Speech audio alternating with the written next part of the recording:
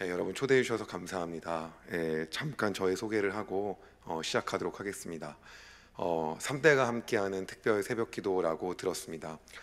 저는 부모님의 양쪽 신앙을 가진 분 밑에서 모태 신앙으로 자라게 되었습니다. 그러나 아버지께서는 이렇게 믿음이 좋으시지 않으셨고요. 그리고 어머니께서는 3대째 크리스찬 집안이셨기 때문에 하나님을 신실하게 믿는 그러한 집안에서 태어나셨습니다. 아버지는 사형제가 계신데 저희 아버지 한 분만 예수님을 인격적으로 만난 건 아니고 그냥 친구에 의해서 교회를 따라가서 믿게 되는 그러한 정도의 신앙을 갖고 계셨습니다. 그런데 믿음이 신실한 저희 어머니와 그리고 믿음이 없지만은 교회를 다니는 저희 아버지가 만나셔갖고 가정을 이루게 되셨습니다. 아버지께서는 믿음은 없으시지만 굉장히 열정이 있으신 분이었고 교회 일에도 굉장히 열심히 하시는 그러한 분이셨습니다. 그렇기 때문에 제가 어릴 적에 저희 교회에는 감리교회를 다녔는데 아버지께서 굉장히 빠르게 직분을 받으시고 그리고 교회에 아주 열정적으로 일하시는 그러한 분이셨습니다. 그래서 믿음은 없었지만 열심히 헌신하셨고 저희 어머니도 함께 그 교회를 다니시면서 하나님께 마음을 드리고 그리고 신앙생활을 하셨습니다. 그런데 저희 가정 가운데 가장 상처가 되고 아픔이 되는 일이 생겼습니다. 그 일은 다른 것이 아니라 교회에서 목사님과 장로님이 다투고 싸우시게 되면서 저희 가정이 15년 넘게 섬겼던 교회에서 나오게 되는 일이었습니다. 교회의 모든 것을 헌신하고 모든 시간을 바쳐갖고 모든 투자를 다 하시고 본인의 모든 젊음을 바치셨기 때문에 어머니와 아버지는 너무 많이 상처를 받으시고 저희 아버지는 너무나도 힘든 시간을 보내셨습니다. 얼마나 힘드셨는지 가만히만 계셔도 여러 번 코피가 그냥 쏟아지고 코피가 멈출 줄 몰랐고 그리고 두통이 끊이질 않으셨습니다. 어머니께서는 얼마나 상처를 받으셨는지 이참에 성당을 갈 거다 뭐 이런 얘기도 하셨습니다.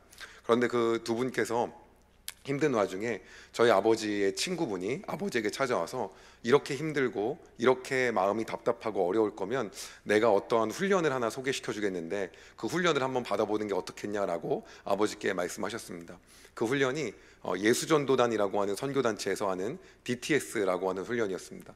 원래 정식적으로 처음에 해외에서 시작했을 때 DTS는 6개월 동안 합숙을 하고 공동체 생활을 해야 되지만 한국에 올 때 직장인 DTS라고 해서 금요일과 토요일 동안 이틀 동안 훈련받는 그런 프로그램이 있으셔갖고 아버지께서 94년도쯤에 그 훈련을 받게 되셨습니다.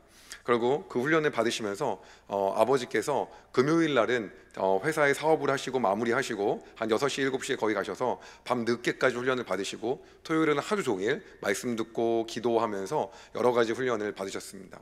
그 훈련을 받는 와중에 어느 날 아버지께서 저희 형제에게 찾아오셨습니다. 제 밑에 연년생인 동생이 있는데 저희 남자만 둘인데 저희 찾아오셔서 뭐라고 하시냐면 오늘은 너희들에게 용서를 구할 게 있다라고 아버지께서 말씀을 하셨습니다. 그래서 아버지 무슨 용서입니까? 라고 했더니 어렸을 때 체벌했던 거, 때렸던 거에 대해서 용서를 구한다는 거예요. 사실 저희 시대 때 아버지가 저희에게 와갖고 그렇게 말씀하시는 것은 쉬운 일이 아니었습니다.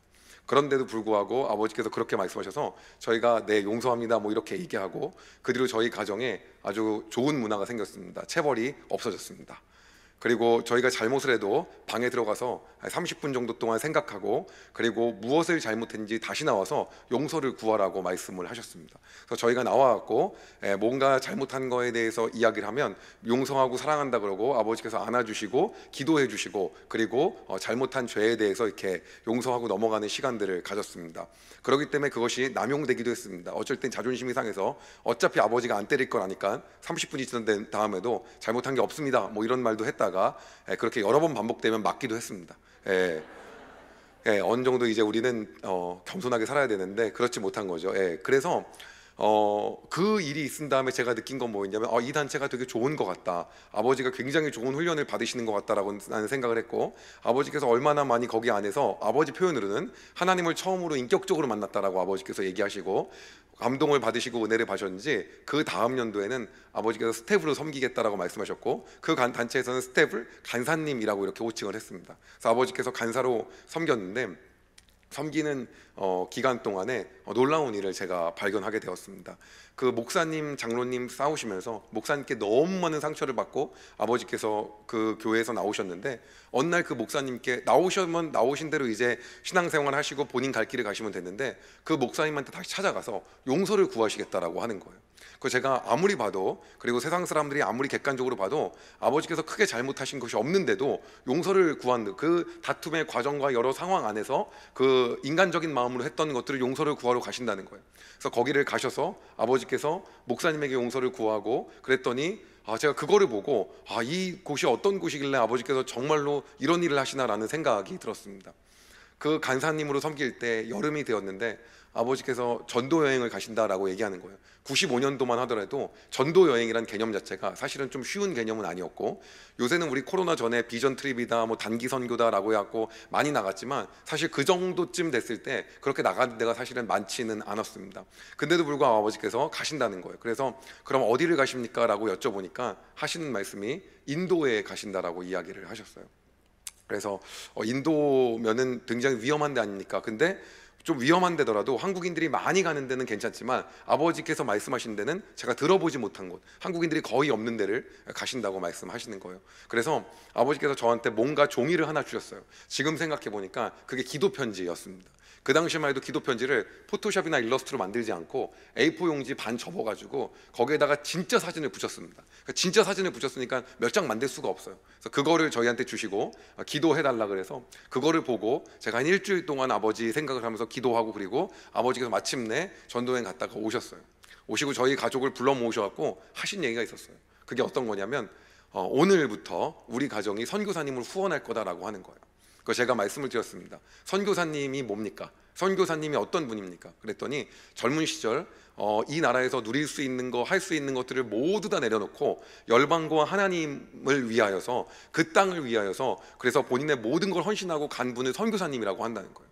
그 제가 그런가요? 대단하신 분들이네요. 그리고 후원을 하기 시작했어요. 그리고 나서 저희가 한 가정 정도 후원하고 평신도로서 편안하게 살아갈 줄 알았는데, 그 다음 연도가 됐는데 아버지께서 단기 선교로 선교지를 또 가신다는 거예요. 이게 아버지가 젊을 때, 청춘일 때 일어난 일이 아니라 이미 다 직장생활 하시면서 나이 드시고 이게 그때 이제 하나님 인격적으로 만나고 생겼던 일들이었던 거예요, 저희 가정에. 그래서 아버지 이번에 어디 가십니까? 라고 여쭤보니까 아프리카에 가신다고 하는 거예요. 아프리카 어디? 케냐 하면 저희가 떠오르는 데가 나이로비 이 정도 떠오르잖아요. 근데 어디입니까? 그랬더니 이시올로라는 거예요. 역시 들어보지 못한 데는 한국인이 없는 데인 거죠. 그래서 한국인이 없는 데 가면 비행기도 여러 번 갈아타야 되는 거고 마땅한 호텔도 별로 없습니다. 거기를 어머니하고 아버지가, 어머님도 그 다음 년도에 훈련을 받으셔서 같이 갔다 오셨어요. 갔다 오시더니 이분도 후원을 해야 된다라고 얘기를 하는 거예요.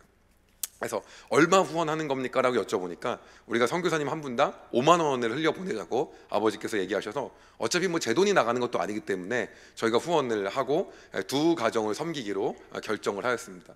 근데 그때만 하더라도 왜 이렇게 후원하고 싶은 마음이 들었냐면, 가보니까 제대로 된 파송교회에서 정확하게 한 달에 얼만큼 그 재정이 들어오는 것도 없이 그냥 가신 분들이 너무 많았어요. 그렇기 때문에 아버지께서 선교지에 가셨을 때마다 그런 마음이 들었던 거예요. 그 다음 연도가 됐는데, 그 다음 연도에는 선교지를 1년에 아버지께서 두세 군데에 가시는 거예요. 저는 사업을 안 하실 건가라는 생각도 들었는데, 그냥 그러면서도 시간을 내어갖고 계속 가시는 거예요. 가시다 보면은 막 마음이 또 그냥 넘어오지 못해요. 저분은 꼭 해야 된다. 그리고 나서 또 후원하기 시작한 거죠.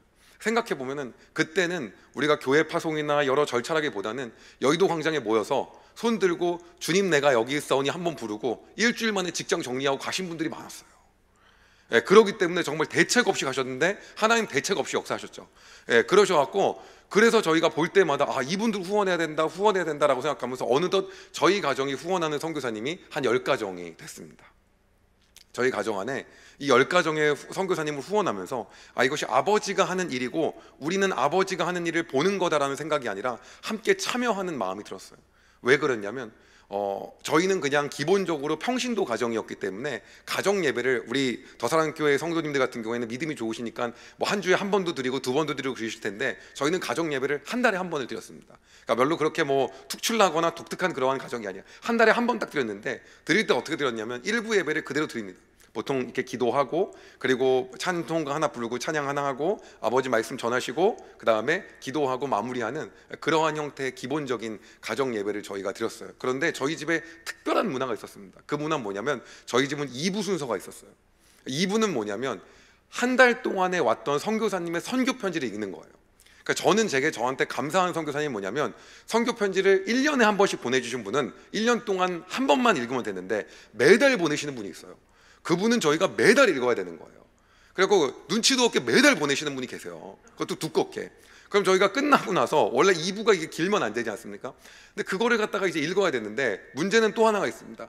이게 하나님께서 역사하실 때 어떻게 역사하시나 제가 쭉 지켜보니까는 그 각자의 사람의 기질에 맞게끔 그걸 다듬으셔가지고 이렇게 인도하시더라고요. 그걸 한 방에 확 바뀌는 게 아니라 베드로는 베드로의 기질대로, 바울은 바울대로, 요한은 요한대로 이렇게 하나님께서 역사하시더라고요. 저희 집안에 가지고 있는 기질은 뭐냐면 나대는 기질이에요.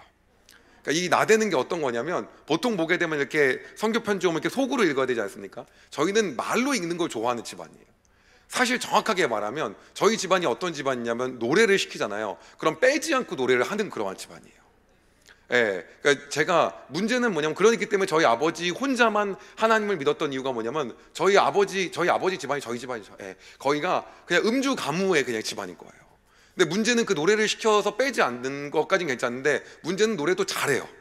예, 그러기 때문에 더 문제가 심각합니다. 그래서 서로 노래하려고 그러고 이런 문화다 보니까 저희도 그 유전자를 받았기 때문에 이 성교 편지를 읽는데 서로 읽고 싶어 하는 거예요.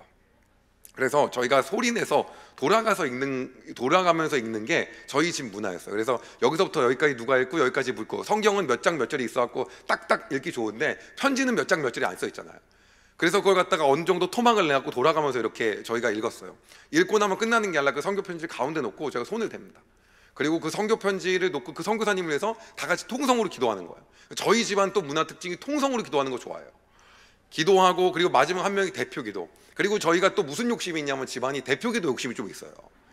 그러니까 어렸을 때부터 이게 식당에 이게 앉잖아요. 이렇게 밥 먹을 때. 그럼 아버지께서 오늘은 승원이가 기도해, 오늘은 재원이가 기도해, 오늘은 엄마 이렇게 아버지께서 항상 저희는 그래서 각자 기도하고 밥 먹은 비율이 한 1-20%밖에 안 되고요. 다 대표 기도를 하고 먹는 거예요. 그러니까 어렸을 때부터 왜 나는 안 시키나 그게 있었기 때문에 나대는 문화이기 때문에 하나님 또 그렇게 또 역사를 또 하셨어요. 그래서 그 성교 편지를 읽고 2부가 끝나면 식사를 하는 거예요. 어떤 해는 정말 몰릴 때는 막 6통도 읽고요. 없을 때는 한 통만 읽고 이렇게 읽어요. 문제가 있는데 어떤 문제가 있냐면 가면 갈수록 선교사님 후원하는 분들이 늘어나면 늘어났지 줄어들지가 않는 거예요. 어느 날에 집에 왔더니 제가 그렇게 읽었던 선교 편지를 읽었던 그 선교사님 저희 집에 와 계신 거예요. 아, 그래갖고 고맙다라고 인사하러 오셨나 보다 했더니 그분만 오신 줄 알았는데 너무 많은 분들이 같이 오신 거예요. 이분은 누군가 했더니 저희 아버지께서 선교지를 갖다 감동을 받으셔갖고 이분은 교회 파송도 없으시고 정말 이렇게 선교지에서 이렇게 일하시는 분이 없는데 현지인 음식 드시고 현지인하고 똑같이 사시면서 이분은 정말 후원해야 된다 그래갖고 여기저기에다가 막 아버지께서 이분 후원해야 된다고 얘기하고 다니신 거예요. 그러니까 후원자를 아버지께서 모으신 거죠. 그리고 이 선교사님이 저희 집에 오셨을 때 그 후원자분들이 저희 집에 다 오신 거예요. 어떤지 보려고. 그리고 이 선교사님은 실제로 지금 어떤 사역을 하고 있고 어떤 걸 하고 있고 그래서 거기서 같이 또 기도하고 예배하고 뭐 기도해주고 막 난리가 난 거예요. 원래 여러분 선교 보고는 교회에서 하는 겁니다. 저희는 이걸 집에서 한 거예요. 저는 그래서 대한민국의 모든 집에서 이걸 다 하는 줄 알았어요. 저희 집이 그 중에 하나인 줄 알았어요. 그래서 저희가 전 세계에서 선교 강국으로 두 번째로 선교사님을 많이 파송한 국가가 된 이유가 우리 가정 같은 가정이 많아서 그런 줄 알았어요.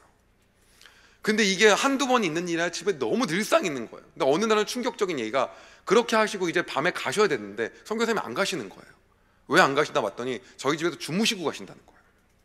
제가 부모님이 안 계신가 형제들이 없나 했더니 제가 나중에 느낀 건 결혼하고 나서 그리고 외지에서 그렇게 오랫동안 있다가 왔을 때 부모님 집도 하루 이틀이고 형제 집은 뭐 거의 더 어려운 거더라고요. 제가 만약에 저희 동생 결혼했는데 거기 가서만 일주일 산다? 아, 불가능할 것 같아요. 그게 그런 거 그때 몰랐어요. 그걸 몰라갖고 저희 집에서 주무신데 사실 이해가 잘 안 됐습니다. 그럼에도 불구하고 어머니께서 주무신다는 거예요. 아, 그래서 어머니께서 주무신다니까 저기 선교사님 주무신다고 말씀하시니까 그런 줄 알자 그러고 나서 저희 형제 둘이 자는 침대를 내어드리고 주무시게 했어요. 아침이 됐는데 저희랑 식사를 같이 하시더라고요. 근데 저희가 저녁에 이제 학원 갔다가 집에 다시 왔는데 저녁에 또 계신 거예요. 왜 안 가시나 했더니 저희 집에서 3박 4일 막 4박 5일을 주무시고 가시는 거예요. 근데 이게 여러분 보통 여러분 집안에 이렇게 선교사님 한 분 후원한다 그러면 이런 이벤트, 이런 행사가 1년에 한 번, 1년에 한 번이 뭡니까? 평생에 한두 번 있어도 정말 우리가 하나님께 헌신했다고 하는데 저희 집은 1년에 그런 일이 한 3-4번씩 있었어요. 그러니까 어쩔 때 딱 집에 와서 딱 선교사 계신다, 오늘 계시는 날이구나 싶은 거예요. 어느 날은 어머니께서 저희가 형제가 같이 잤는데 막 씻지도 않고 지저분하게 자다 보니까는 벽 있는 데를 낑겨서 자니까 벽이 새카매진 거예요. 선교사님 모시가 민망했는지 도배를 다시 하시더라고요. 그리고 막 페브리지 뿌리고 막 이불을 정돈하고 뭐 다 하셔갖고 너희는 또 저기 가서 나가서 자. 그리고 선교사님 그쪽에 모시고. 근데 제가 이거를 보면서 느낀 게 있어요. 어떤 거냐면 저걸 보면서 왜 저렇게 하실까가 아니라 저런 삶이 행복한가? 라는 생각을 하게 됐어요. 이유가 뭐였냐면 많은 분들이 이런 얘기를 하시더라고요. 부모가 그렇게 살 때 자식이 이걸 어떻게 물려받냐라는 거에 대해서 너무 많은 부모님 되시는 분들이 질문을 하시더라고요. 그런데 그게 제가 부모님을 볼 때 방법은 딱 한 가지였어요. 자녀 교육을 위해서 내가 선교사님 후원해야지, 하나님께 복 받으려고 후원해야 되지가 아니라 어떠한 마음이 들었냐면 그 부모님이 그걸 그냥 즐기시더라고요. 본인들이 그냥 내가 선교사님을 위해 헌신하고 이런 내색이 하나도 없이, 내가 좀 힘들어도 참아야지가 하나도 없이 그냥 본인들이 즐기시는 게 보이기 때문에 저도 저렇게 살면 행복한 줄 알았죠. 예, 당한 거죠 제가. 예, 어느 날 집을 딱 왔더니 거실에 세계지도가 이렇게 걸려 있는 거예요. 근데 거실을 가득 메울 만한 세계지도였어요. 너무 크게. 근데 보통 여러분 세계지도는 보통 공항이나 교회가 어울리지 집이 별로 안 어울립니다. 하실 분들이 있다고 한다면 집에 데코가 그냥 다 무너집니다. 어머니 별로 안 좋아하셨어요. 세계지도가 붙었는데 근데 거기에 나라마다에 맞게끔 선교 편지를 아버지가 다 붙여놓으신 거예요. 그래서 보통 집안들은, 믿음 좋은 집안들은 주야로 말씀을 묵상하는데 저희 집은 지나갈 때마다 선교 편지를 읽었어요. 주야로. 가만히 거기 서 있으면 읽는 거예요. 어느 날 부모님이 딱 오세요. 옆에 오시더니 선교 편지 있다가 갑자기 어떤 말씀 하시냐면 나중에 이분들은 진짜로 젊을 때 모든 거 이분은 대기업에서 다녀오셨던 분이고 이분은 뭐 하셨던 분이고 이분은 연봉이 얼마였던 분인데 포기하고 갔고, 그러니까 이분들은 모든 걸 헌신하고 하나님께 가셨던 분이다라고 얘기하면서 만약에 엄마 아빠가 죽더라도 너네가 이어서 이분들을 후원해야 되고 부모님처럼 모셔야 된다, 이런 말씀을 하시더라고요. 그 보통은 부모님이 죽으면 이 집 네 거다 이런 얘기를 해야 아름답잖아요. 이 선교사님들이 다 네 거다 이러시는 거예요. 그래서 그때 느꼈어요. 이거 언젠간 물려받아야 된다 라는 생각을 하게 되었습니다. 어느 날 저희가 이제 선교사님 후원하는 분들이 점점 늘다 보니까 그 매달마다 읽는 가족 예배로 읽는 게 소화가 다 안 돼요. 그때 이제 못 읽는 분들이 드디어 이제 생기기 시작합니다. 아버지께서 저희 가정한테 식구들 모아놓고 가족 여행을 가자고 말씀을 하시더라고요. 그래갖고 여행 좋죠 그랬어요. 가족 여행을 가는데 가족 여행을 가게 되면은 보통 이제 자녀들이 가자 그러고 아버지가 질질 끌려가야 되는데 저희는 그런 문화가 아니었어요. 아버지께서 가족 여행을 위해서 한 달을 준비하셨어요. 그러니까 어떻게 준비를 하시냐면 저희는 형제들이 그러니까 역사를 좋아하는 집안이어가지고 역사 관련된 박물관이나 이런 데 알아보시는 거예요. 그러면 그런 데 가잖아요. 그럼 아버지가 맛집도 알아보시고 막 그래요. 그러니까 근데 저희 아버지 절대 젊지 않습니다, 여러분. 가셔서 뭐냐면 이제 거기서 이제 맛있는 걸 먹고 이제 유적지나 이제 박물관을 갔는데 그러면 니네들끼리 봐라 이래야 되잖아요. 그게 아니라 한 달 동안 그 박물관에 있는 걸 공부를 하신 거예요. 가면은 그래서 이제 설명을 해주시기 시작합니다. 설명을 하시는데 거의 설민석 선생님 수준이에요. 쫙 너무 재밌는 거죠. 재밌어서 그렇게 하고 점심도 맛있는 거 먹고 저녁에 와서 이제 콘도나 펜션에 이제 들어가면 이제 저녁에 밥 먹고 나서 일반 가족들이 그렇게 가족 여행을 가면 이제 개인 플레이들을 보통 합니다. 각자 뭐 핸드폰 보거나 뭐 하거나. 근데 저희는 저녁 먹고 나서 이제 딱 모여요.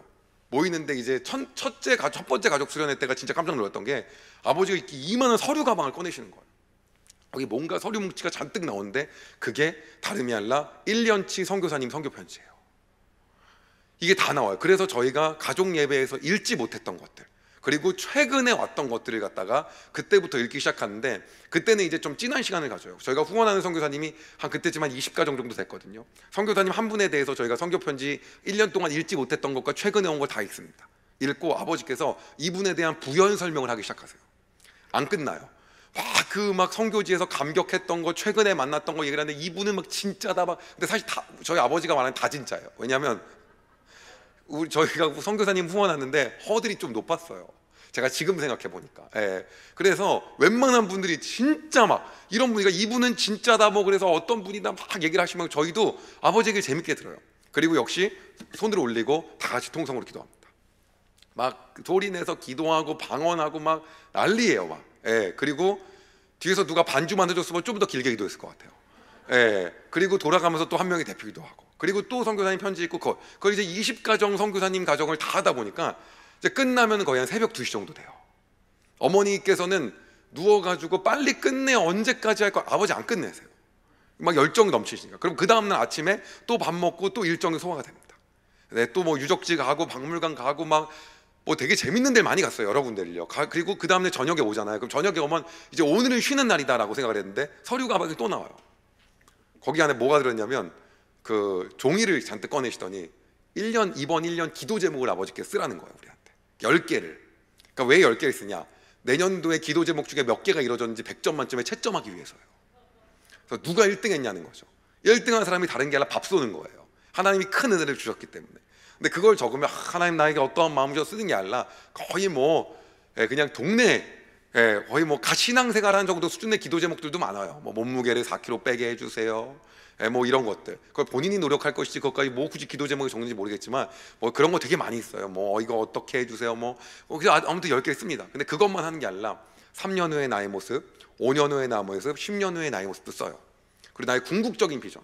그리고 이걸 쓴 다음에 식구들이 돌아가면서 이거를 뭐 하는 시간을 갖냐면 발표하는 시간을 가져요. 그러면 저희가 서로 말하는 거 좋아하는 집안이잖아요. 안 끝나요. 막 또 말해요. 막 그럼 뭐 거의 진짜 뻥이 가득합니다, 이 안에. 막 3년 후의 모습에 막 난리 나요. 뭐 어떤 거냐면 나도 선교사님을 1년에 뭐 한 달에 뭐 2천만 원씩 뭐 후원하게 해주세요, 뭐 이런 별 공짜니까 막 쓰는 거예요. 돈 안 들어가니까 막 적는 거예요. 이런 걸 적고 나서 그러면 또 저희 집안이 네가 그걸 하겠어, 그런 문화가 아니라 너는 할 수 있다, 또 이런 문화예요. 너는 할 수 있다, 뭐 너는 뭐 된다, 막 이런 거죠. 사실 제가 결혼한 지 한 10년이 넘었는데 저희 와이프가 저희 집안에 결혼 와가지고 그 문화에 처음에 적응을 못하는 거예요. 저 어느 정도 약간 콧방귀 끼는 문화가 살짝 있어야 되는데 그게 아니라 계속 될 거다, 막 이러니까요. 그리고 이제 가족이 끝난 다음에 뭘 하냐면 저희 집은 그걸 꿀단지 기도라고 했는데 가족 중에 한 명을 이제 가운데 넣습니다. 넣고 저희가 손을 이렇게 대요. 그리고 막 방언으로 막 통성으로 뜨겁게 기도해주고, 선교사님 기도하고는 좀 다른 게 있어요. 뭐냐면 이거는 대표 기도를 저희 셋이 다 합니다. 즉 대신에 맨 마지막에 기도하는 사람만 예수님의 이름으로 기도드렸습니다, 아멘을 하는 거예요. 그러니까 마지막 사람은 좀 더 길게 하는 거죠. 그래서 이거를 다 하는 거예요. 그러면 한 10분 정도 돼요, 이거 그렇게 기도해주면. 그러면 이제 무릎 꿇고 있었기 때문에 무릎이 아픕니다. 일어나면 이제 찌뿌둥해요. 그러니까 그 찌뿌둥 할 때 저희가 뭐 하냐면 축복송을 불러요. 때로는 이렇게요. 축복송 또 4개를 준비해 가야 됩니다. 그래서 그렇게 되면 이제 그날 또 거의 1-2시에 끝나요. 그럼 이제 그 다음날 아침에 식사하고 끝나는 거예요. 그래서 이게 제가 중학교 때인가 시작을 했는데 저희가 나중에 이거 이름을 바꿨어요, 명칭을. 가족 수련회. 교회 수련회가 아니라 가족 수련회 라고 이름 바꿔갖고 가족 수련회 언제가 뭐 이런 이야기를 하는 거죠. 그래서 이거를 정말 놀라운 게 뭐냐면 제가 엊그제까지도 저희가 가족 수련회를 이어가고 있어요, 지금. 제가 많은 분들이 뭐라고 하냐면, 야, 그 아버지께서 그 고등학교 때 그렇게 놀고 싶을 때, 대학교 때 그렇게 친구들 만나고 싶을 때 거기를 따라가죠? 이런 질문을 저한테 되게 많이 하더라고요. 근데 제가 그거를 그렇게 생각하지 않고 따라갔었기 때문에 저는 내가 왜 따라갔는지를 갖다가 연구하는 것도 힘들어요. 여러분, 그 공부 잘하는 애한테 가서 너는 공부를 왜 잘하는 거야? 그럼 다 못해요, 잘. 본인 스스로 본인이 이 딥러닝을 하지 않아요. 그러니까 저도 그래갖고 그런 질문을 하도 받아갖고 혼자 한번 기도해보면서 하나님 제가 왜 했습니까? 한번 생각해봤어요. 근데 떠오른 게 뭐였냐면 일단 이거였어요. 첫 번째는 아버지께서 이 가족 여행을 본인이 자식들 교훈을 주고 자식들한테 이렇게 해주려고 하는 게 아니라 본인이 즐겼던 게 좀 컸던 것 같아요. 본인이 재밌어 하시더라고요. 그리고 두 번째는 가잖아요. 그러면 일단 재미가 있어요, 우리 수준에 맞게. 그게 컸던 거예요. 그리고 아버지란 분이 어떤 분이었냐면 늘 항상 모든 얘기를 갖다가 질문했을 때 저희의 눈높이로 말씀을 해주시는 분이에요. 늘. 그러니까 어떤 식이냐면 오늘 막 이제 지나가다가 저는 항상 지나갈 때마다 이렇게 바구니 있는 사람한테 이렇게 돈을 넣어주는 게 항상 습관화되어 있는 거거든요. 근데 어렸을 때 제가 옆에 지나가던 그 교회 누나가 있었는데 그 누나가 제가 돈을 넣는 거 보고 저한테 엄청 뭐라고 하는 거예요. 어떤 걸 뭐라고 하냐면 너 그걸 왜 넣냐? 걔네 앵벌이고 걔네한테 돈 가는 것도 아니고 막 이거 남이 다 가져가는 거고 쟤네 뭐 평생 들어보지 못했던 얘기를 막 하는 거죠. 뭐 너무 심장이 떴어요. 깜짝 놀래가지고. 그래서 집에 와가지고 그때 아버지께 여쭤봤어요. 아버지, 이런 얘기를 들었는데 어떻게 생각하냐? 그때 아버지께서 그러시는 거예요.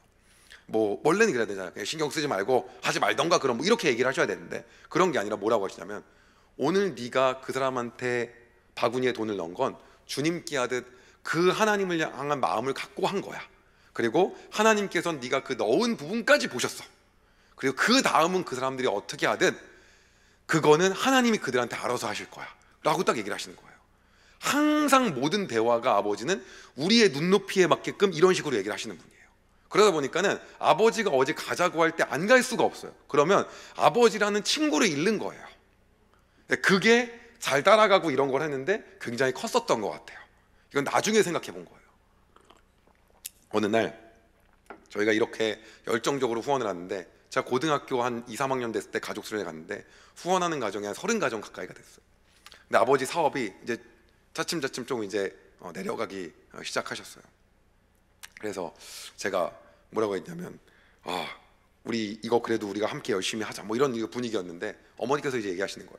당신의 사업이 예전 같지 않는데 우리가 후원할 선교사님을 조금 줄이고 좀 최적화를 시켜서 진짜 찐인 선교사님 남기고, 아닌 분은 이제 좀 그만하고, 올릴 분 올리고, 줄일 분 줄여서 이제 좀 정리를 하고 요걸로 평생 가져가야 되지 않겠냐, 언제까지 우리가 계속 늘릴 수 있겠냐 라는 굉장히 현실적인 얘기를 어머니께서 하셨어요.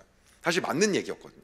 근데 저희가 또 예수전도단 출신이어갖고 그렇게는 안 되고, 어떻게 됐냐면 이제 아버지께서 저희한테 의결권을 주셔가지고 가족 그 과반이 넘어야 돼요, 찬성에서.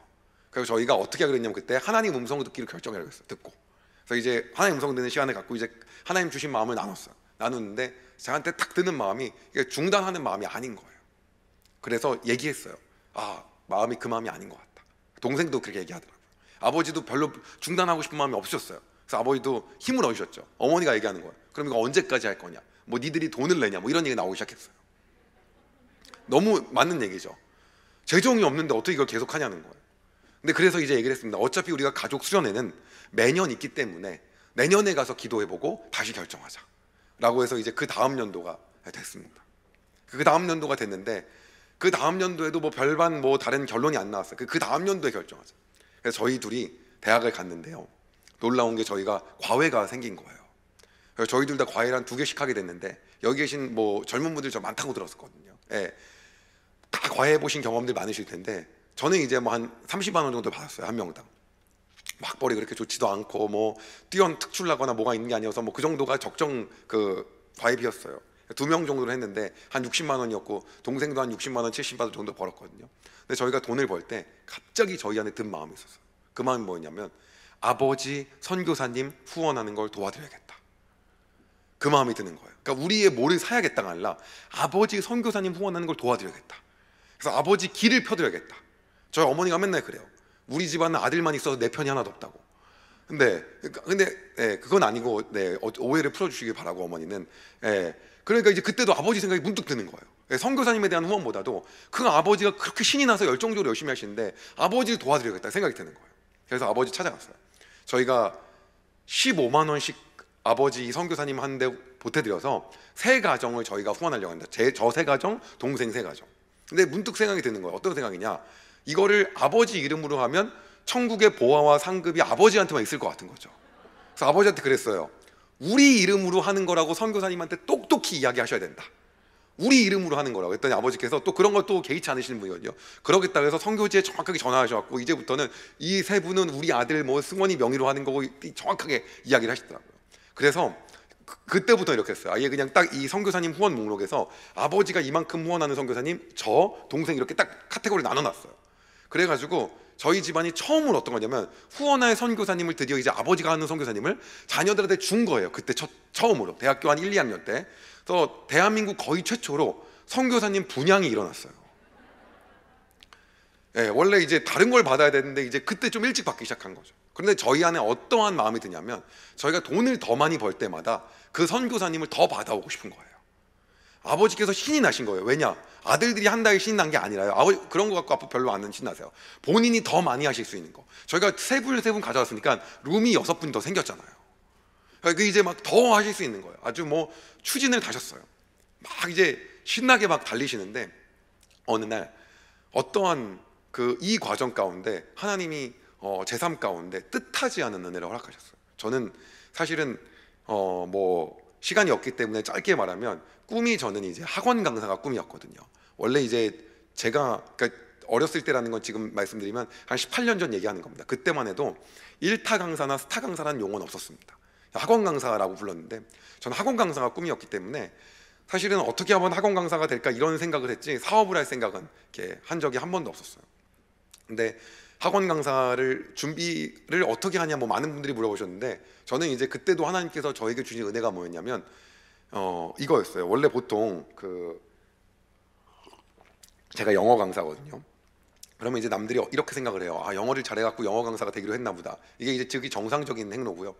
저는 뭐냐면 학원 강사가 꿈이었기 때문에 과목을 학원 강사라는 걸 정하고 과목을 결정했어요. 그러니까 말이 안 되는 거죠, 사실은요.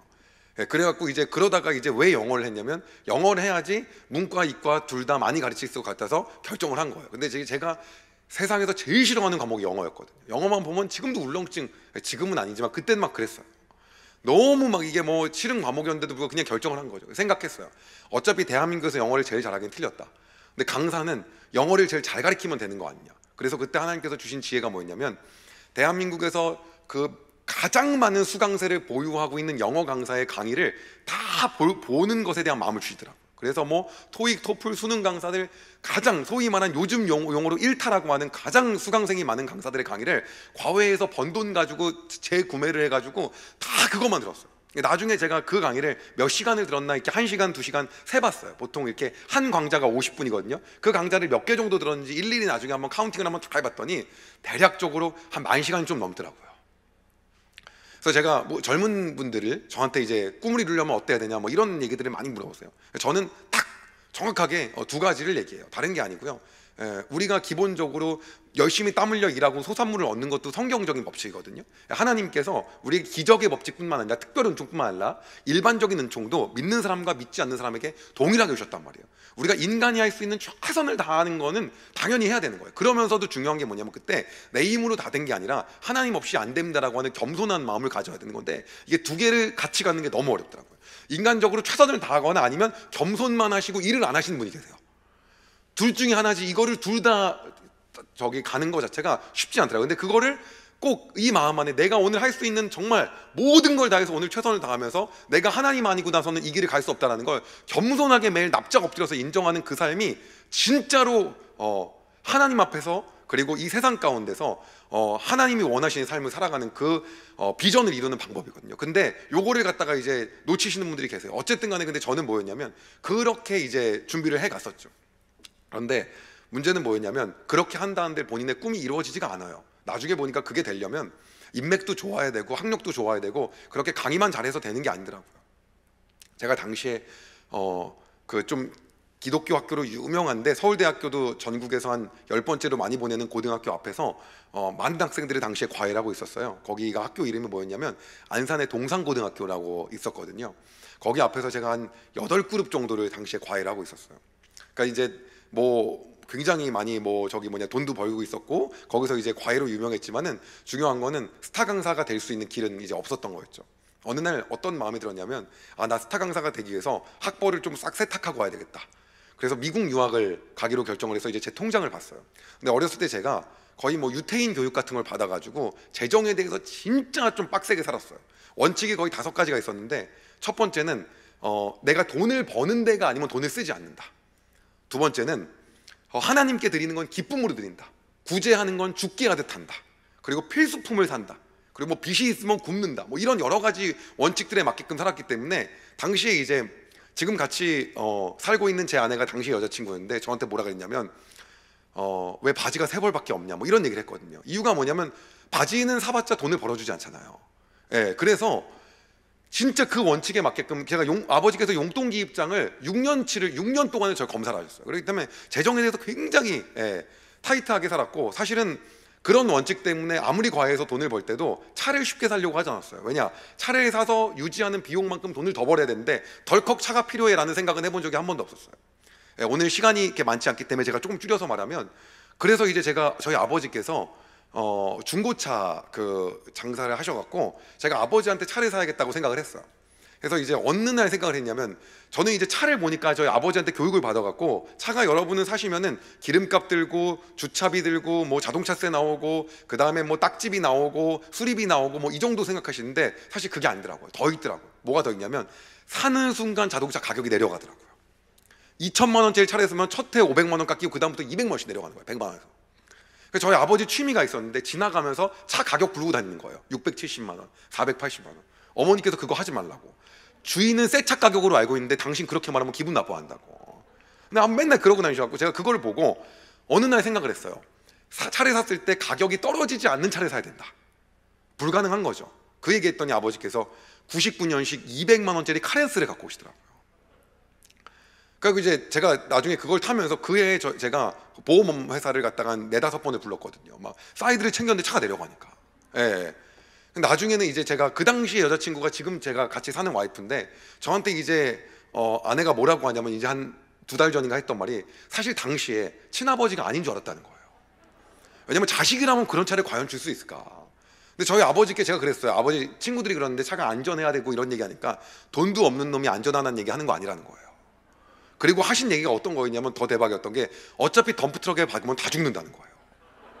그래갖고 아우 주여. 예. 그래서 그런 식의 재정을 썼기 때문에, 당시에 미국으로 유학을 가려고 결정하고 통장을 열었을 때 부모님 용돈도 드리고 학비도 내고 해서 남은 돈이 한 7천만 원 정도가 있었어요.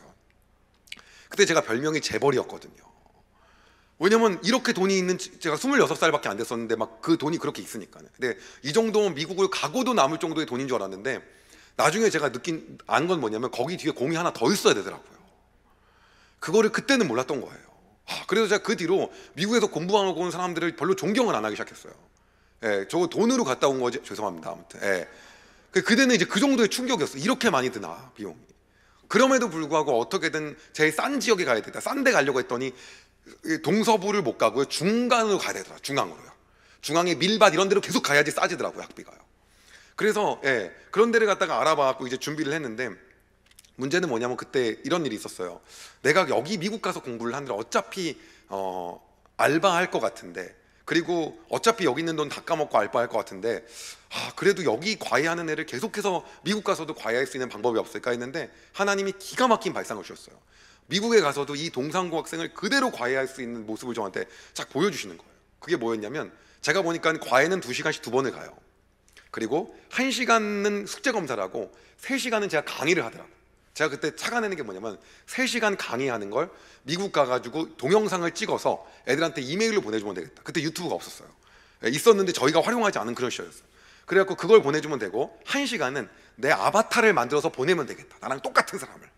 그러면 되겠다. 근데 학생이, 문제는 뭐냐, 내가 직접 가는 게 아니라 내 영상을 보는 거고, 내가 직접 관리하는 것도 아니고 다른 사람이 가니까 별로 안 좋아할 것 같다. 그래서 수강료를 반값으로 줄이면 되겠다. 이 생각이 팍 들었어요. 문제는 뭐냐면, 저 대신에 갈 한 명을 구하지 못하는 거예요. 그래서 제가 제 폴더폰을 열어가지고 막 그 친구들한테 전화를 했는데 아무도 안 한다는 거예요. 다 안정적인 직장을 원하더라고요. 저랑 같이 하면 안정적이지 않을 것 같아요. 그때 그 결정을 했으면 지금 임원이었죠. 예. 그래가지고 이제 그거를 그렇게 해가지고 결국은 제가 이제 동생을 꼬신 거예요. 그랬더니 이제 동생이 얼마 줄 거냐 그래갖고, 내가 이만큼을 지금 버는데 학생들한테 반값으로 줄였다. 이 반을 너랑 나랑 5대5로 나눠 먹는 거다. 그랬더니 계산을 해보더니 괜찮을 것 같다고 하더라고요. 그래서 이제 그때 그 일을 시작을 했어요. 제가 그 미국 가기 전에 최대한 한국에서 강의를 많이 찍어 놓으려고 거의 밤새도록 영상을 찍었는데, 제가 카메라 앞에서 영상을 그때 처음 찍어봤는데, 그 전에 수천 시간 강의를 들었기 때문에 이게 술술술 나오더라고요. 그래갖고 이제 강의를 찍었는데, 그리고 학생들이 그 강의를 보기에도 초짜 강사 같지가 않은 거예요. 그 전에 막 수천 시간 동안 들은 게 있기 때문에. 그러니까 제가 젊은 분들한테 도전하고 싶은 거는 이런 고민을 많이 하더라고요. 내가 지금 일로 가는 길이 하나님을 향해 맞는 길일까, 이 길이 맞는 길일까 라고 하는데, 더 중요한 게 있어요. 그거보다 더 중요한 건, 내가 그 길이 더 중요한 게 아니라 뭐가 중요한 거냐면, 어떤 길을 선택하든 그 가운데 하나님이 내 마음 가운데 계시냐가 더 중요하더라고요. 그러니까 하나님이 사실 내가 여기 들어가야 돼요, 저기 직장 가야 돼요, 저기 직장 가야 되니까 크게 관심이 없으실 가능성이 높아요. 어쩔 땐 특별하게 마음을 주실 때도 있지만 아닐 가능성이 상당히 높은 이유가, 어디 가든 중심이 어딨냐고요. 더 중요한 건, 내가 여기 가서 잘못 선택하면 시간 낭비하는 거 아니야. 그러니까 우리 하나님은 그 낭비된 시간들 다 모으셔갖고 그걸 다 연결시켜서 작품 만드신 분이더라고요. 걱정하지 않으시고 중심이 하나님께 있는 걸 통해서 과감하게 결정하고, 내가 어떠한 직장보다 중요한 것은, 어떠한 나의 선택보다 중요한 것은 내 중심 가운데 하나님이 계시는 겁니다라고 선포하고 나가는 게 중요한 거예요. 네. 젊으신 분들이 많다 그래서 제가 또 도전적인 이야기 잠깐 했습니다. 그래서 이거를 갖다가 결정을 딱 하고 봤는데 놀라운 일이 생겼어요. 그게 뭐냐면 저는 2시간씩 2번 가서 과외를 했는데 동생은 1시간씩 1번만 가면 되는 거예요. 나머지는 제 영상만 주면 되니까. 당시에 저희가 영상 배포를 어떻게 했냐면, 가면 뭐 그룹 과외였기 때문에 3명이 있어요. 가면 노트북, 동생 노트북에 USB 3개를 꽂아요. 거기다 강의를 넣어주는 겁니다. 그럼 많은 분들이 생각하세요, 그 유포되는 거 아닌가요? 유포되죠. 근데 어차피 제가 무명이었기 때문에 유포돼도 홍보라고 생각했어요. 그래서 그렇게 하다 보니까 놀라운 건 동생이 저보다 과외를 4배를 더 할 수 있게 되더라고요. 저는 2시간씩 2번 했는데 여기는 1시간 가고 강의는 넣어주면 되는 거니까. 제가 놀라운 건 뭐냐면 이 4배를 더 할 수 있게 되다 보니까는 동상고 학생들이 줄을 지어서 한다고 오는 거예요. 과외를 하겠다고. 거의 그때 뭐 거의 제가 창세기를 읽는 느낌이었어요. 아브라함이 이삭을 소개하고, 이삭이 야곱을 낳고, 야곱이 요셉을 낳고, 요셉이 에브라임과 므낫세를 낳고, 뭐 거의 이런 분위기로, 뭐 민주가 지혜를 소개하고, 지혜가 주영을 소개하고, 이렇게 막 끊임없이 줄지어 오는데 갑자기 동생이 하는 과외하는 인원이 한 30명이 된 거예요. 그래서 제가 그때 떠올랐던 건, 부모님이 1명만 더 낳았으면 난 대박이었다. 그래서 이 둘째 동생하고 또 하면 되니까. 제가 그때는 다른 친구 또 1명을, 이제 잘 된 사례가 하나가 있기 때문에 이제 1명을 더 이제 설득을 했는데, 영어 잘하는 애 설득하면 이미 꿈이 너무 많고 좋은 데 갈 데가 너무 많더라고요. 그래서 영어를 못하는 친구를 설득을 해야 되겠더라고요. 그래서 봤더니 토익이 한 200 몇십이 나온대요. 제가 이게 990점 만점인 건 아니야 그랬더니 안 돼요. 그 전공은 사회복지를 전공했다 그래갖고 자기가 사회복지에 들인 돈이 있어갖고 이걸 갖다가 과감하게 못하겠다라고 하더라고요. 제가 일주일 동안 기도해보라고 했는데, 그래도 오빠가 교회에서 회장할 때 보니까 말 한 말은 다 지켜서 내가 하겠다라고 해갖고 같이 하기로 하고 마음을 먹고 제가 과외를 시켜줬어요. 3개월 하니까는 거의 한 800점 이상 나오더라고요. 그러니까 제가 이제 훌륭한 강사가 아니라 저는 가르치는 원칙이 딱 있습니다. 뭐냐면 딱 과외를 갔는데 단어를 똑바로 못 외웠잖아요. 그러면 2시간 후에 다시 가요. 또 못 외웠으면 또 다시 가요. 그래서 하루에 8번까지 재방문한 적이 있어요. 그래서 제가 부모님이 좋아하는 과외 선생님, 학생들이 싫어하는 선생님이었어요. 그래서 저랑 과외하면 과민성 대장염이나 지루성 피부염에 걸리거나 성적이 올라가거나 둘 중에 하나예요. 그러기 때문에 이게 무조건 올릴 수밖에 없는, 계속 돈을 수강료를 더 받았냐 그러지 않았거든요. 이유는 뭐였냐면, 내가 나중에 수만 명 앞에서 가르쳐야 되는데 지금 이 한 명도 성적을 못 올리면 나는 수만 명을 가르칠 자격도 없기 때문에 반드시 책임감을 갖고 해야 된다. 돈을 받았으면 그거에 상응하는 걸 해야 된다. 그 마음을 가지고, 그러니까 소위 말한 그 목사님들 용어로 모든 것을 죽게 하듯 했어요. 그걸 그렇게 아름답게 표현하시더라고요. 그래서 그 시간이 끝난 다음에 이게 시작을 딱 했는데, 이 친구 되고 났는데 이제 유학 준비가 다 딱 가려고 했더니 동생이 형 가지 말라는 거예요. 형이 안 가면 우리가 이번 연도에 한 200명도 될 것 같다는 거예요. 그래서 제가 나 갈 거야 그랬더니 뭐 별의별 얘기를 다 해요. 뭐가 뭐 형 가게 되면은 뭐 통장에 알량한 돈 다 까먹고 오면 빈털털이다, 뭐 별 얘기를 다 합니다. 막 지금 사귀는 누나랑 헤어질 거고 뭐 막 별 얘기를 다 해요. 그런데 마지막 설득된 거는 뭐였냐면, 이게 잘 되면 그 인터넷 강의 회사가 우리 회사를 M&A 하면 그럼 형이 스타 강사로 바로 올라갈 수 있다. 그 당시에 큰 인터넷 기업들이, 인터넷 강좌를 하는 기업들이 동네 학원을 다 이렇게 샀거든요. 그럼 거기서 잘 강의하는 분을 이제 이렇게 스타 강사로 이렇게 다 온라인상으로 데뷔를 시켜줬어요. 저도 그 말이 현명한 것 같아갖고 기도해보고 그렇게 유학 준비를 했는데 안 가기로 결정을 했어요. 이게 유학 준비가 너무 힘들었던 이유가, 제가 돈이 버는 데가 아니면 안 쓰는 사람인데도 불구하고 IBT 토플 시험 한번 보려면, 지금은 제가 가격을 잘 모르겠는데 그때는 한 20만 원씩 내야 됐거든요. 근데 그걸 또 한 번 봐서 안 되더라고요. 그래서 엄청 많이 돈을 투자했는데도 불구하고 결국은 못 가게 됐어요. 근데 놀라운 건 동생 말대로 그해 저희 수강생이 한 270명이 된 거예요. 수능을 봤는데 120명이 졸업을 했거든요. 120명 중에 원래 1등급이나 2등급이 아니었던 친구가 85%에서 90%가 1, 2등급으로 올라간 거예요. 150명으로 남아서 우리가 작년만큼의 120명까지 270명까지 복귀할 수 있을까 했는데 그 다음 연도에 수강생이 660명이 되더라고요. 300명이 졸업했어요. 그리고 저희가 또 그렇게 준비하고 뭐 이제 여러 군데 직영학원 진출도 하고 했는데 그 다음에 1,400명이 된 거예요. 700명이 졸업하고 그 다음 연도 한 6월 달쯤 되니까 3,000명이 모였는데 갑자기 제 마음에 든 생각이 있었어요. 이거 내가 하는 게 아닌 것 같다는 생각이 문득 들더라고요. 그 타이밍이 제 인생에서 은혜였던 것 같아요. 저는 자수성가한 사람들이 왜 청지기의 삶과 은혜라는 용어를 말하지 않는지 알았어요.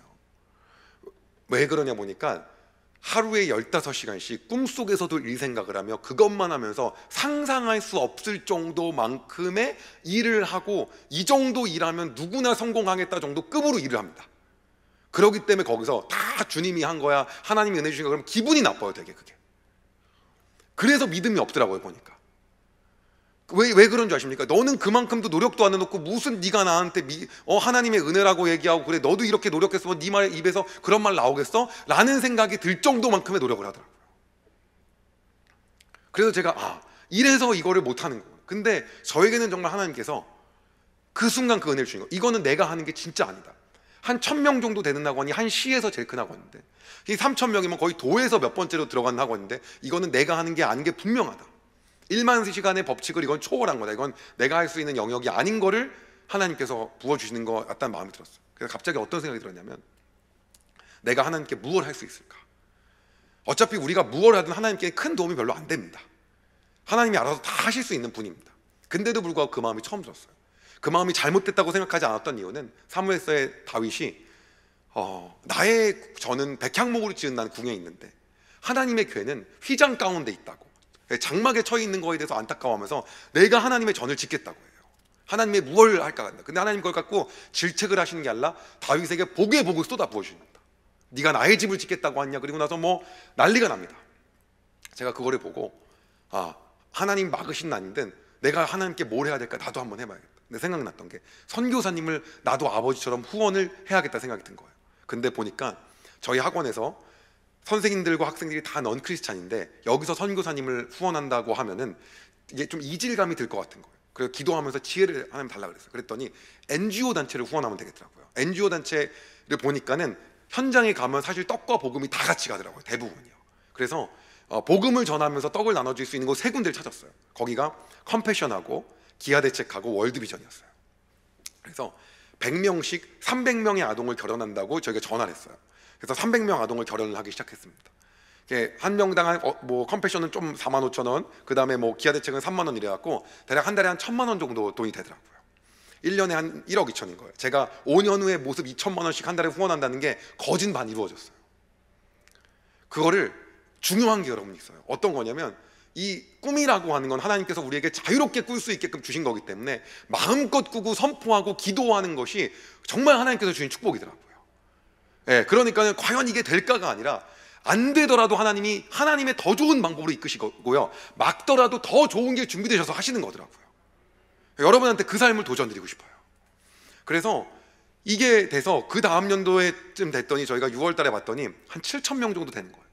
저희가 학생들 10명 올 때마다 한 명씩 결연하자라고 했더니 그때 이제 700명 정도가 됐어요. 제가 당시에 수원성교회라고 수원 성균관대역 앞에 있는 교회를 다니고 있었는데, 저희 담임 목사님이 제가 몸이 좀 안 좋아갖고 신방 오셨는데, 너 그 10명 모일 때마다 한 명씩 후원한다고 들었는데 그거 하다가 인원이 떨어지면 어떻게 하냐, 학원 인원수. 그래서 제가 그랬어요. 인원이 떨어지면 그럼 단체에 전화해서 결혼 아동을 끊으면 되지 않겠냐, 하나님이 그걸 원하시면 하겠고 안 하시면 인원을 계속 늘리시지 않겠냐. 그랬더니 목사님이 네가 나보다 믿음이 더 좋은 것 같다고 하시더라고요. 그래서 그걸 계속 이어가고 있어요. 근데 그쯤 됐을 때 제 마음 가운데, 하나님, 내가 하나님을 위해서 어떤 걸 할까요? 라는 마음이 또 드는 거예요. 근데 어떤 생각이 들었냐면, 어렸을 때 저희 아버지가 집에 선교사님을 모셨던 그 생각이 탁 드는 거예요. 나도 기도 제목 그 꿈에, 제가 원래 방 6개가 있는 집에 산다는 거 썼거든요. 그래서 2개는 선교사님을 위한 방으로 만들겠다 했는데, 그때 든 생각이, 내가 큰 집으로 이사 가는 게 아니라, 저희 사실 본사도 지방에 있었거든요. 그러면서 저희가 월세도 되게, 왜냐면 서울로 오면 월세가 10배 비싸더라고요. 그래서 돈을 버는 게 아니면 돈을 안 쓰는 그런 원칙 때문에 필수품 사는 거, 그래서 정말 대표이사실도 거의 A4 용지로 붙여놓는 그런 수준이었어요. 그런데도 불구하고 어떤 마음이 들었냐면, 선교사님을 위한 집을 먼저 줘야겠다. 근데 제가 선교사님들 특징을 보니까요, 한국에 오셨을 때 그 네온 사인이 번쩍번쩍한 데를 좋아하시더라고요. 왜냐면 선교지가 산 좋고 물 좋아요. 그러니까 한국에서 산 좋고 물 좋은 데 오면 거기도 선교지인데 여기 또 오면 또 선교지예요. 그리고 두 번째 문제는, 여기저기 다니시면서 간증을 하셔야 되는데 말씀도 전하시고 교통편이 중요하시더라고요. 그래서 역 근처에다가 줘야 되는데, 저는 역 근처가 비싼 건지를 그때 처음 알았어요. 그 내려가다 수원 근처에 화서역이라고 있어요. 거기서 걸어서 한 8분 정도 거리. 그래서 여러분 혹시 선교사님을 위한 게스트하우스를 짓겠다라고 마음먹으신 분은 역 근처 땅을 보시고 계속 기도하세요. 예, 거기 달라고. 괜히 막 산 있는 데다 하지 마시고요. 예, 그래서 거기를 딱 매입을 해야겠다라고 생각이 들었는데 이 생각이 드는 거예요. 회사 주식이 내가 100%인데 이 땅을 사면 이거는 하나님께 드린 게 아니라 내 돈이다. 물론 내 걸로 사가지고 월세 안 받고 선교사님을 주무시게 하시는 것도 헌신이지만 이게 제 안에 용납이 안 되더라고요. 그래서 하나님께 드리고 싶어서 선교법, 국가 소유의 선교법인을 만들고 거기다 기부를 갖다가 20억 가까이 했어요. 그리고 그거 가지고 땅을 사가지고 10가정 정도 들어갈 수 있는 게스트하우스를 졌어요. 너무 감사하게 이번에 코로나 기간 동안에 저희가 수십 가정의 선교사님을 격리를 마무리해드렸어요. 이거를 하면서 느낀 점은 선교사님한테 얼마를 받을까 처음 기도하다가 그것도 하나님 마음이 아닌 거예요. 그래서 이거는 온전히 운영을 내 사비로 다 해야겠다. 그리고 시작을 하게 되었어요. 예, 요새 땅값이 엄청 올랐다고 하는데 어차피 제 게 아니어서 별로 관심이 없어요. 예, 제 소유가 아니어서. 그거를 제가 하고 나서 느낀 건 어떤 거냐면 딱 그 마음이 드는 거예요. 하나님, 내가 아니셔도 어차피 하나님이 다 하실 수 있는 거구나. 그리고 하나님이 나에게 무언가 마음을 주실 때는 이거는 하나님이 필요해서가 아니라 하나님의 놀라운 역사에 나를 끼워주시기 위해서구나 라는 느낌을 더 느끼게 되었어요. 재정을 통해서 하나님께 드리는 것들에 대해서 자유해지기 시작하니까 하나님이 다른 얘기를 하시는 거예요. 어떤 얘기를 하시냐면 너는 네 학생들한테 전도해 본 적이 있냐는 거예요. 근데 이건 너무나도 예민한 문제였어요. 잘못 전도하다가, 근데 저희 학생들이 수강생이 그때 이제 한 10,000명이 좀 넘었거든요. 근데 마음을 기도하다가 지혜를 주셨어요. 나를 좋아하는 학생들한테는 일단 해도 되겠다. 그럼 나를 좋아하는 학생과 안 학생 어떻게 구별할까? 제가 수능 끝나고 웰컴 투 20라고 팬미팅을 한번 해보자. 그럼 그때 오는 학생은 수능 끝나면 나하고 거의 볼 일도 없는데 그때도 오면 나를 진짜 좋아하는 거다. 그리고 거기 갖다 자신감 넘치게 삼성역 근처에 코엑스 오디토리움을 빌렸어요. 거기 원래 SM 가수 이제 새로 런칭하면 이제 거기서 막 이제 데뷔 한번 하고 그런 데인데 거기 이제 1200석 되는 데거든요. 그날 조마조마했어요. 진짜 몇 명이 올까? 근데 제가 탁 무대에 들어갔는데 다 앉고 바닥까지 앉은 거예요. 예, 제가 인기가 많다는 게 아니라 하나님이 하셨다는 거니까 여러분 오해하지 마시기 바랍니다. 딱 올라갔는데 첫 강의 뭐 대학생활 어떻게 해야 되는지, 두째 강의 재정 어떻게 효율적인 재정 활용법, 세 번째 강의 꿈을 이루는 방법 이런 얘기를 하고요. 거의 뭐 세상적인 인문학 강의를 잔뜩 넣었어요. 끝난 다음에 핀 조명을 저한테 싸달라 그랬어요. 음악을 깔아주고. 그리고 제가 이제 그때 얘기를 했어요. 너네들 진짜 이렇게 열심히 공부하고 열심히 했는데 고작 수능 시험 하나도 니네가 원하는 점수가 안 나오지 않냐. 그래서 올해 재수한 사람도 있고 삼수한 사람도 여기 생길 거고 대학 하나 정도도 원하는 대학을 못 가지 않냐. 이거는 인생의 동산에 불과한, 앞으로 인생을 살면 아무리 노력해도 원하는 대로 되지 않는 것들이 더 많을 거다. 그럼 그때마다 나는 실패한 거고 나는 망한 거고 이렇게 살 거냐. 선생님도 원하는 꿈이 있었는데 내가 원하는 대로 되지 않더라. 그런데 나에게는 그 원하는 대로 되지 않을 때마다 그것을 뛰어넘어서 더 좋은 방향으로 인도하신 인생의 동반자가 있었다. 그분이 예수님이다. 그랬더니 이제 애들이 웅성웅성하기 시작했어요. 존쌤 지금 전도하는 거야? 막 그러더니 이제 잘 느끼셔요. 너네가 이 예수님을 믿는 것은, 예수님에 대한 이미지가 안 좋아진 것은 정말 우리의 잘못이지만은 우리 예수님은 그런 분이 아니다.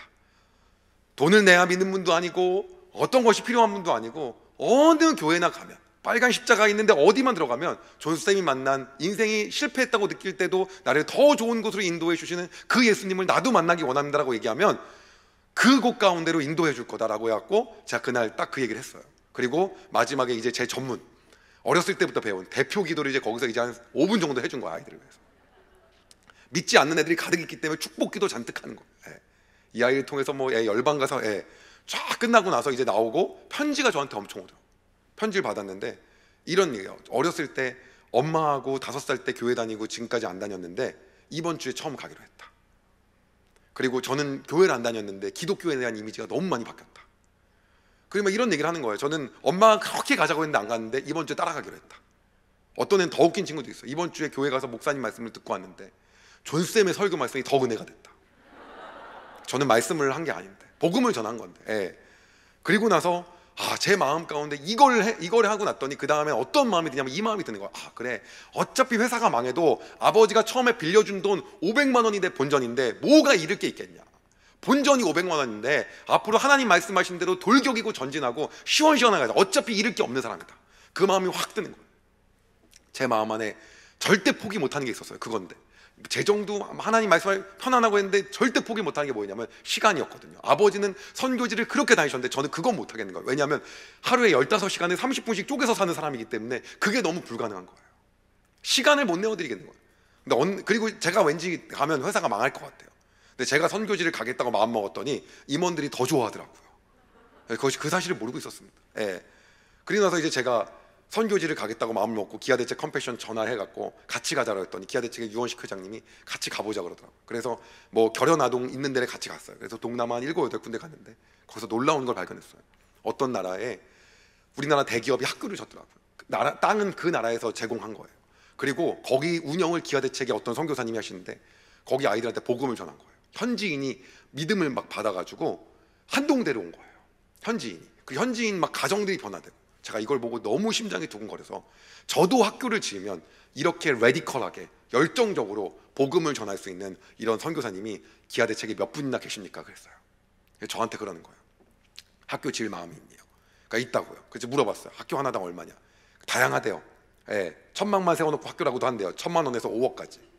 근데 이왕 하는 거 5억으로 하는 게 어떻겠냐는 거예요. 저도 하나는 한번 지어보고 싶은 마음이 있다 그랬더니 저한테 그러는 거예요. 의장님이 하나님은 믿음으로 선포했을 때 역사하시는 하나님이시니까 늘 가족 기도 제목 할 때도 나서 막 2,000만 원 후원하겠습니다 이렇게 되지 않냐.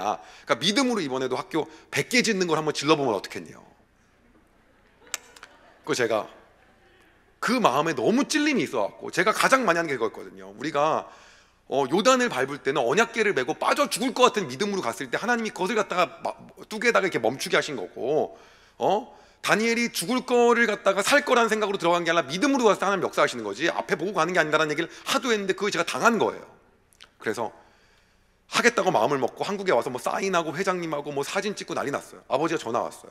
교실 100개 짓겠다고 했냐 했더니 교실이나 학교고 하나당 5억이고 500억인데 통장에 50억이 어디예요? 예, 너무 돈도 없는데 기도해 주십시오 그랬더니 저희 부자 간에 이제 전화에 정적이 한 5초 있었어요. 아버지께서 기도하겠다 그러고 끊으시더라고요. 그리고 제 마음에 딱 들었어요. 하나님 일을 할 때는 하나님 돈 생기면 하겠습니다가 아닌 거예요. 제가 삶을 살아보니까 하나님 내가 지금 없을지라도 내 적은 것을 하나님께 내어드린다가 맞더라고요. 그래서 그날 오자마자 기아대책에다가 5억을 이체를 했어요.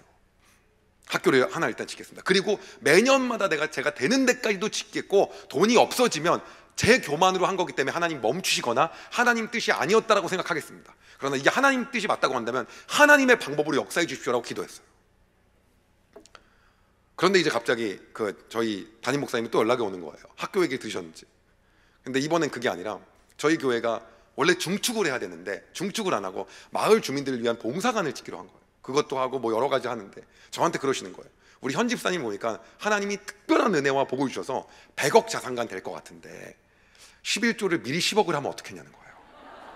제가 성경에도 미리 하는 11조는 없거든요. 예, 있는지 없는지 사실 잘 모르겠어요. 제가 통독을 갖다가 몇 번 했을 때는 없었어요. 예.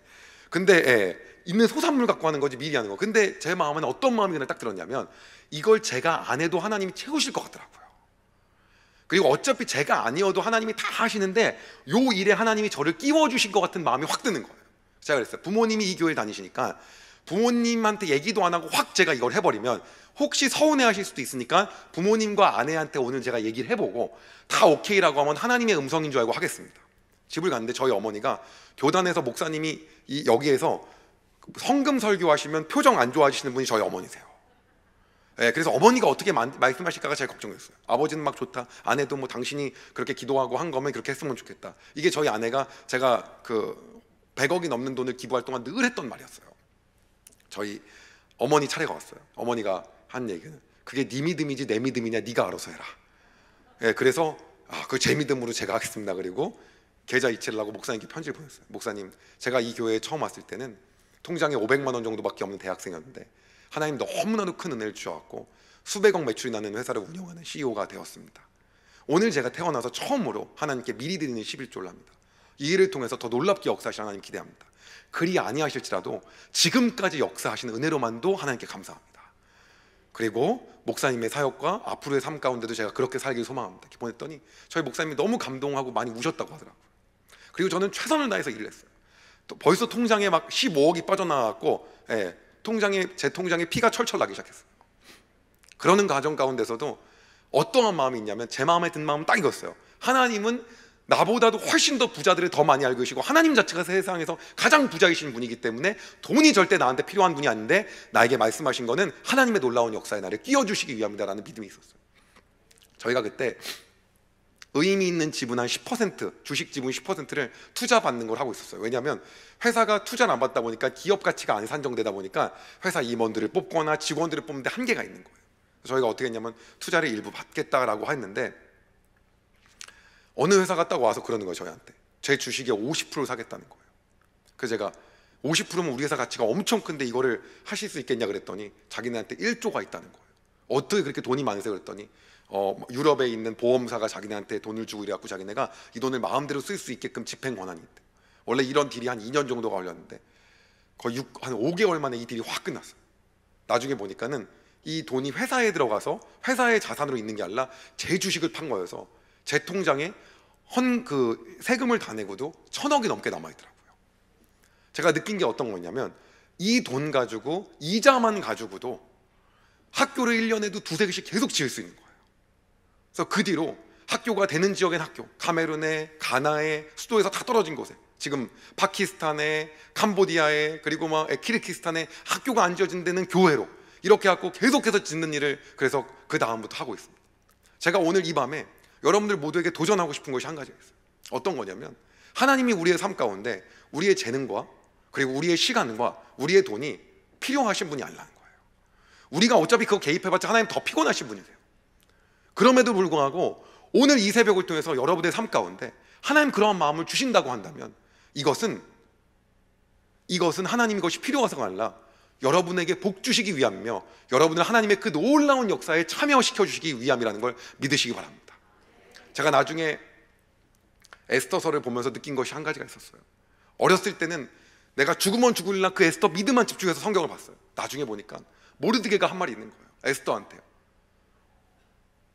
뭐라고 얘기하냐면 오늘 네가 아니더라도 하나님께서는 이 유다인들을 다른 곳을 통하여 살리려거니와 너 아니어도 어차피 하나님 하시는 건데 오늘 너를 하나님의 역사에 끼워주신다는 거예요. 그래서 그 성경의 주인공이 에스더가 아니라 하나님이라는 사실을 알게 되었어요. 오늘도 주인공이신 하나님께서 여러분을 그 하나님의 놀라운 역사에 동참시키시고 끼워주셔갖고 하나님께서 여러분의 삶을 여러분이 생각하는 것 그 이상으로 역사하시기를 원하시는 분이 우리의 아버지이심을 신뢰하시기 바랍니다. 그리고 오늘도 그 하나님의 놀라운 역사가 그리고 여러분의 사는 모든 날 동안에 그 하나님의 은혜를 경험하시면서 여러분의 삶을 사시기를 진심으로 소망합니다. 시간이 너무 많이 흘렀기 때문에 제가 기도하고 내려가도록 하겠습니다. 하나님 사랑합니다. 오늘 이 더사랑교회에 함께 하나님의 마음을 나누게 하여 주시고 그리고 이 새벽에 하나님이 어떤 분이신지를 우리가 함께 나누며 우리의 하나님은 우리의 재정과 우리의 시간과 우리의 재능을 뛰어넘어 우리의 삶에 단지 마음을 보시길 원하시는 하나님이라는 것을 우리에게 알게 하여 주셔서 감사합니다. 하나님 우리에게 말씀하실 때 하나님께서 아브라함에게 이삭을 달라고 하실 때 이삭이 필요하여서가 아니라 아브라함의 마음과 중심을 보셨던 것처럼 하나님 이 새벽에 우리의 마음과 중심을 온전히 하나님께 내어드리니 주님 우리의 마음을 받아주시고 우리의 생각을 뛰어넘어 우리의 삶을 역사하여 주시옵소서. 우리도 하나님의 역사에 동참하여 살아가기를 소망하오니 하나님 우리에게 그러한 긍휼과 자비를 베풀어 주시옵소서. 하나님 앞에 나아갈 때 우리가 주판과 계산기를 다 내려놓고 순수한 마음으로 나아가기 소망하오니 하나님 이 새벽에 그 마음을 허락하여 주시옵소서. 우리의 삶 가운데 놀랍게 역사하실 주님을 기대하며 살아계신 예수 그리스도의 이름으로 기도드렸습니다. 아멘.